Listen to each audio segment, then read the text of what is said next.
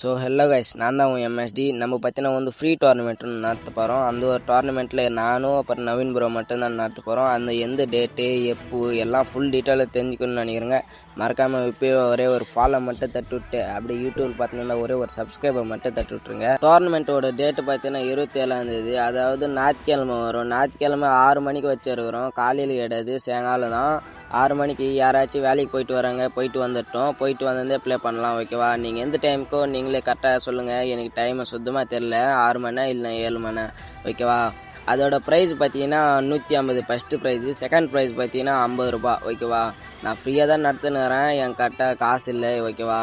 அதுவும் நீங்கள் தான் காசு சென்ட் பண்ணணும். அது எப்படின்னா, நான் ஸ்க்ரீனில் போகிற பாருங்க, ஒரு ரெஃபரன்ஸ்க்கு பார்த்தீங்கன்னா 50 ரூபா வரும்.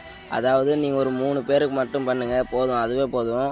150 ரூபா வரும். என்கிட்ட ஆல்ரெடி 50 ரூபா இருக்குது. 200 ரூபா வச்சு நான் டோர்னமெண்ட் நடத்த போகிறேன், ஓகேவா? நீங்கள் யாராச்சும் இன்றைக்கி டக்குன்னு பார்த்தீங்கன்னா ரெஃபரன்ஸ் பண்ணி விடுங்க. அது பார்த்தீங்கன்னா 24 ஹவர்ஸ் ஆகும். அதாவது ஒரு வாட்டி உன்னோட ஃபோனில் பண்ணிட்டு இருந்தால் மறுபடியும் டிலீட் பண்ணிவிட்டு பண்ணாத. உன்னோட அப்பா இல்லைனா அம்மா ஃபோனில், இல்லைனா அண்ணா ஃபோனில், இல்லைனா சித்தப்பா ஃபோனில், அது மாதிரி பண்ணாத ஃபோனில் போயிட்டு பண்ணு, ஓகேவா? பண்ணிட்டு இருந்தால் ஆல்ரெடி பண்ணால் மறுபடியும் பண்ணாக்கா ரெஃபரன்ஸ் கிடைக்காது. பண்ணாத ஃபோனில் போயிட்டு பண்ண ஒரு 3 ரெஃபரன்ஸ் தான் பண்ணு. நான் கண்டிப்பாக டோர்னமெண்ட் நடத்துருவேன்.